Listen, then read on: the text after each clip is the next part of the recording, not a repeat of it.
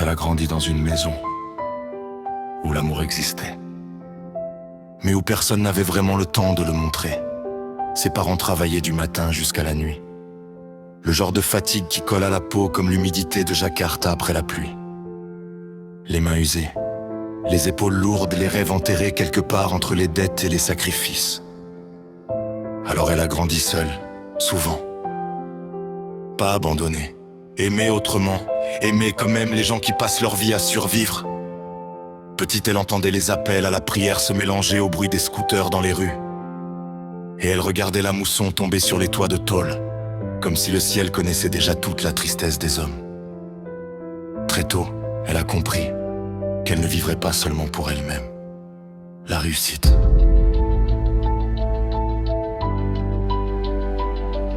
L'honneur. La responsabilité silencieuse de devenir quelqu'un pour donner un sens à tous les sacrifices avant elle. Pendant que les autres enfants rêvaient encore, elle apprenait déjà à ne pas décevoir. Chaque réussite ressemblait à une dette remboursée, chaque erreur à une honte qu'elle gardait seule. Elle avançait sans bruit, comme ces volcans d'Indonésie qui dorment longtemps avant d'exploser.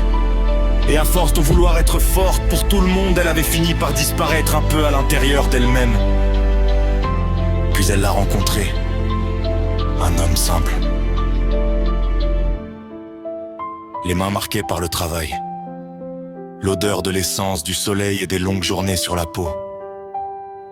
Pas un héros de cinéma, juste quelqu'un de vrai. Mais parfois les gens simples sauvent des vies sans même le savoir. Avec lui, elle a recommencé à respirer. Il l'a fait tomber amoureuse 3 fois. D'abord de lui, de son rire fatigué, de sa douceur discrète, de cette manière qu'il avait de rendre les jours moins lourds simplement en étant là. Puis il l'a fait tomber amoureuse d'elle-même. Pour la première fois.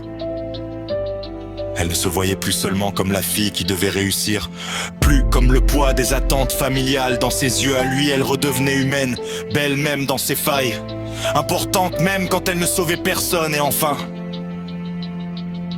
il l'a fait tomber amoureuse de la vie, des choses simples, du nasi goreng mangé trop tard le soir, du bruit de la pluie chaude contre les fenêtres, des trajets sans destination, des couchers de soleil orangés qui rappellent Bali après la mousson. Avec lui, même les jours ordinaires avaient quelque chose de sacré. Puis un jour, sans prévenir, la mort est venue le chercher, brutalement. Comme un séisme. Comme ces vagues qui frappent les côtes indonésiennes sans laisser le temps de courir. Et depuis, quelque chose s'est éteint dans le monde. Parce que certaines personnes emportent la lumière avec elles quand elles partent.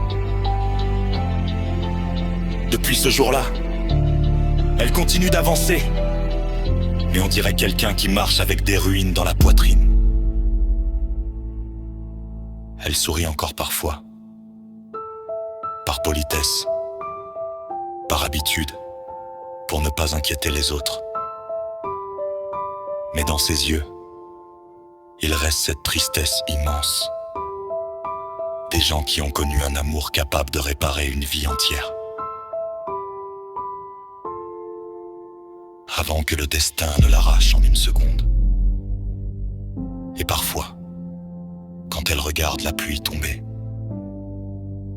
on dirait qu'une partie d'elle attend encore. Comme si l'amour pouvait revenir. Par la porte entr'ouverte. Avec l'odeur du vent chaud de Java. Et le bruit familier de ses pas. Dans la maison silencieuse.